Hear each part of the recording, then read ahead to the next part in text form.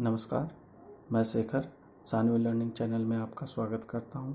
आज मैं BEd second semester की पेडागोजी ऑफ मैथमेटिक्स की यूनिट फर्स्ट की सब यूनिट 1.4 को लेकर आ रहा हूं।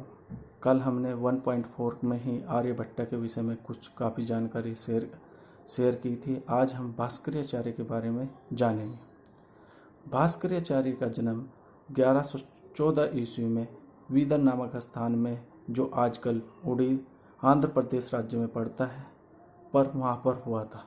भास्कराचार्य के पिता महेश्वर भट्ट भी वेदों तथा शास्त्रों के पंडित थे। उन्होंने भी कई ग्रंथों की रचना की थी। भास्कराचार्य ने जिन गणित ज्योतिष सिद्धांतों का रचना की थी वो उच्च कोटि के थे। उनकी तुलना हम आज के आधुनिक ज्योतिष शास्त्र से कर सकते हैं। इनके द्वारा रचित मुख्य ग्रंथ सिद्धांत शिरोमणि, जिसमें लीलावती, बीजगणित, ग्रहगणित तथा गोल अध्याय नामक 4 भाग हैं।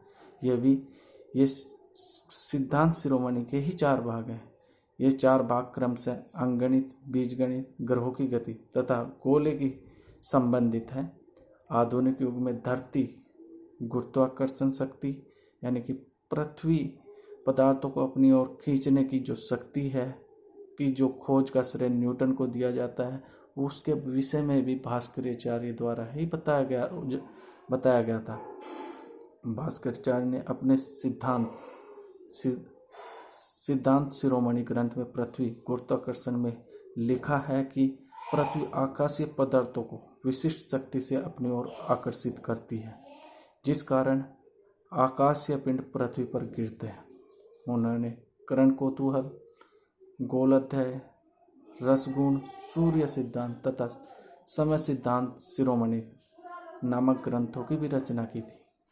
यह अपने समय के प्रसिद्ध गणितज्ञ थे।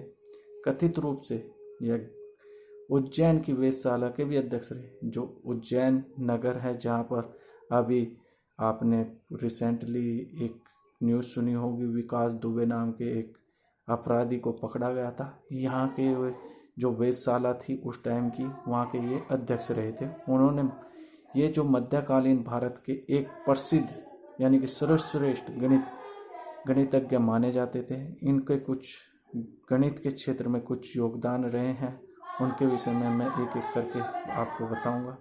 पाई का मान 3.125 माना गया, यानी कि जो हम वर्त के क्षेत्रफल या परिधि में या गोले के आयतन में, गोले के क्षेत्रफल में यदि पाई ली जाती है तो उसका मान 3.1255 बताया गया, यानी कि 3.14 समथिंग जो बताया गया था वो भी भास्कराचार्य के द्वारा ही बताया गया था।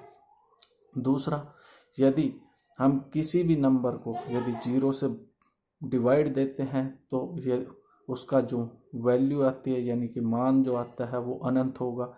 ये भी भास्कराचार्य के द्वारा ही बताया गया था कि इसका मान जो होगा 0 होगा।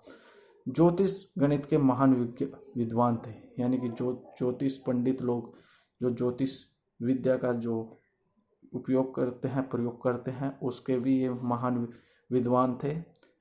तीसरा, एक घात समीकरण द्विघात समीकरण को कैसे हल करते हैं, यह भी भास्कराचार्य जी के द्वारा ही बताया गया।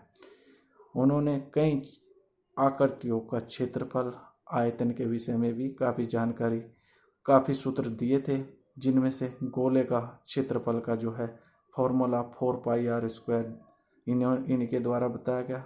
वर्त के क्षेत्रफल का जो फॉर्मूला है πr², वो भी इन्हीं के द्वारा बताया गया था। धन्यवाद। आज इन्हीं के बारे में काफ़ी मैंने चर्चा की है भास्कराचार्य जी के द्वारा।